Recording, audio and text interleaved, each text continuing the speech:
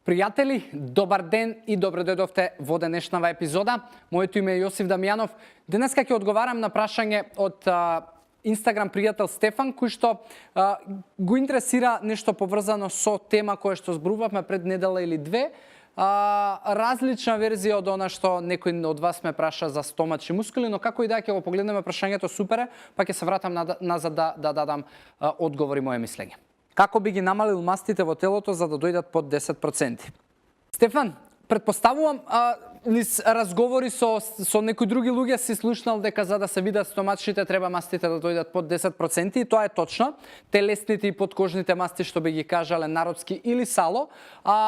Супер прашање и тоа е цел која што претпоставувам многу луѓе ќе почнат да ја имаат сега од февруар, март, април, кога ќе почне да се стоплува и да се најавува разголувањето од дењето на плажа и така натаму, но како и да е, намалувањето на мастите под 10% е проект кој што бара малку посериозна дисциплина. Искрено ми е глупаво што јас треба да ти го кажам тоа, затоа што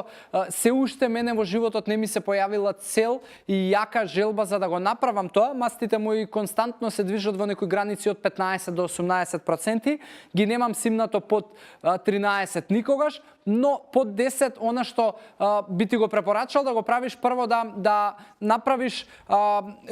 рутина и ритам на вежбање што ќе вклучува воедно и покачување на мускулна маса, но и кардио со висок интензитет, кај што пулсот ќе биде, ќе му се тестираат границите и ќе овозможува најмногу трошење на масти. Значи, може би тоа како дисциплина би ти било кросфит, или може би тоа би ти било комбинација од, не знам, фитнес ако вежбаш и да воведеш дополнително после секое вежбање фитнес 15 до 20 минути кај што ќе работиш високо интензивни кардио вежби, дали тоа ќе бидат шпринтови, па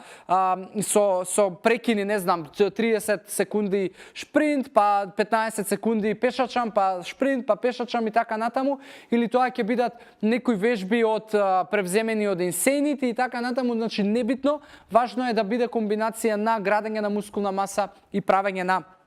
високоинтензивни кардиовежби кои што се најдобриот начин како да се бориш со мастите ако исхраната ти е средена. Во делот на исхраната би ти препорачал, ако сакаш да го правиш тоа, пред се регулација на јаглехидратниот внес и доколку сакаш во одреден период на вистина да се исчистиш и да оди под 9-8 можеби проценти на масти, во тој случај би ти препорачал кето исхрана, би ти препорачал ротација на јаглехидрати, работи кои што немаме доволно време за тука да ти ги разглобам, работи кои што може да ги провериш на Google, или ако те мрзи на Google, тогаш ако мојот Google подобро ти функционира, во тој случај можеме да низ приватна комуникација да ти дадам одредени насоки, или па можеби да еве се сретнеме и да ти раскажам и покажам резултати, приказни искуства на луѓе, на мои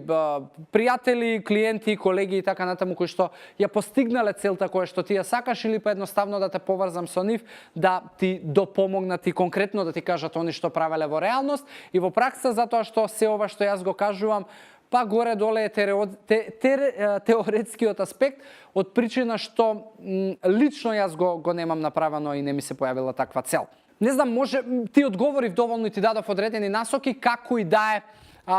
стојам на располагање ако ти треба дополнителна помош и тука се одјавувам. Фала ти уште еднаш за прашањето, Стефан. Се гледаме во следна епизода со секого од вас. До тогаш ви посакувам здрави животни навики и ве охрабрувам да ми давате кислород и да ми давате интеракција и да ми поставувате прашања и да ги обработуваме тука. Имајте си убав ден. Чао!